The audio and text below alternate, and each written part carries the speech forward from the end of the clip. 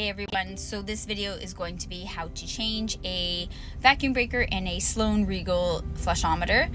So for those of you who do not know, this is where the vacuum breaker sits on the flushometer. I apologize for the giant zoom, but that's what the editing process ended up being like. So I'm going to flush this flushometer, and you can see that there is a drip coming from under the nut where the vacuum breaker sits.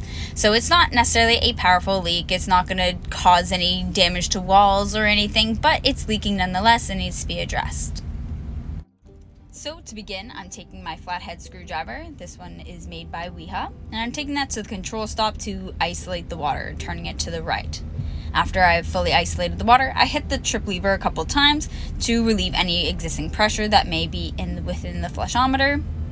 After that, I take a pair of finishing pliers. It's very important that you use things like this or a spud wrench, anything that doesn't have teeth. If you use things like pliers, they have teeth and they will scratch the chrome finish, and flushometers are not cheap. You do not want to scratch these things. I brace the control stop and I begin to loosen the flushometer or the nut. And once it's loose, you don't have to brace the control stop anymore. I'm loosening it now by hand. After that, I'm going to take my spud wrench. I could use my finishing pliers, but these ones unfortunately don't have the jaws big enough to open. So I'm hitting that with my spud wrench and I'm opening the vacuum breaker. Or actually, look at that, I'm tightening it. I'm a genius. So I'm going the correct way now. I am loosening the vacuum breaker and letting that nut spin off.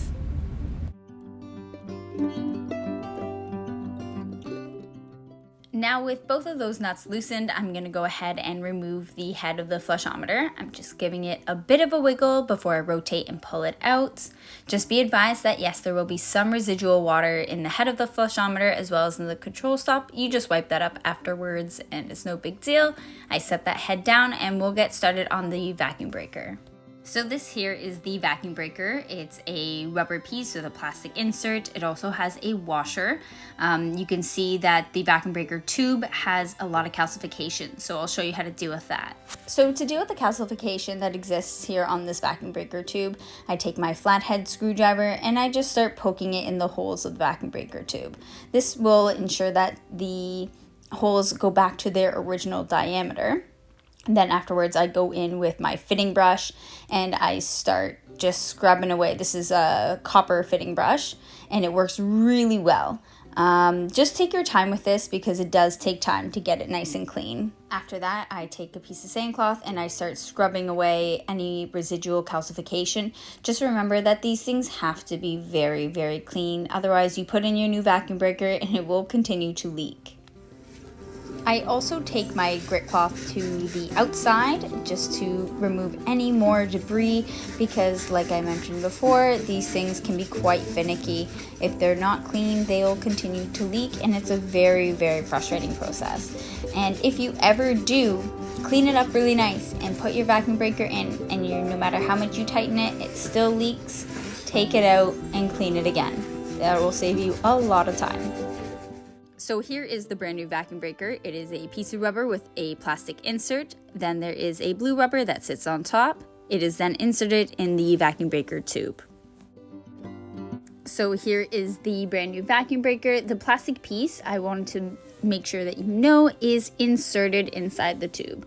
With gloves, it's a little annoying, but the lip should be over the plastic. It should be completely inserted just like that.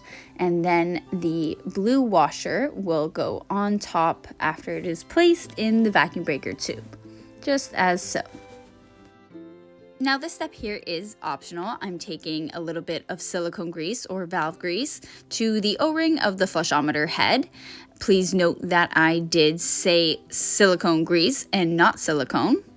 This step here allows the O-ring to slide nicely into the control stop. There's no pinching or wiggling and it should glide in smoothly from there. Then I reattach the head and nuts. Starting at the vacuum breaker tube, I'm going to bring that nut up and tighten it by hand. After that, I'll go to the nut at the control stop and tighten that by hand as well. To continue on, I will take my finishing pliers made by Wiha and tighten up that control stop, again bracing it once it gets nice and tight. I then take my Milwaukee spud wrench and tighten the vacuum breaker nut. Again, even after it's tight, if it continues to leak, take out that vacuum breaker and clean the vacuum breaker tube again. Hope this helps, guys.